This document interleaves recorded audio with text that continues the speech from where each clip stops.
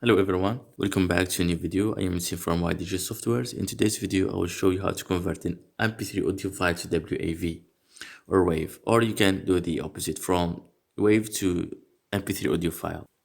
This operation is so simple and I will be using Audacity. It's a simple program. You can download it for free from the official website, and because it's the easiest way to do that. So I will open the program now.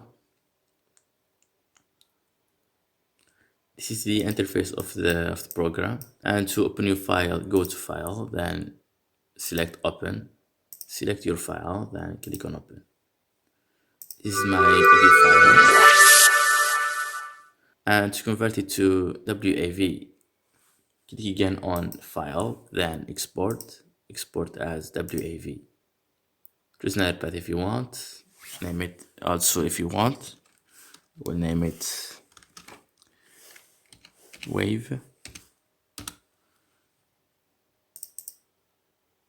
And this is our WAV file that we converted. As you hear, it's the same one. So this is it for this video, guys. I hope it was useful, and I see you next video. Goodbye.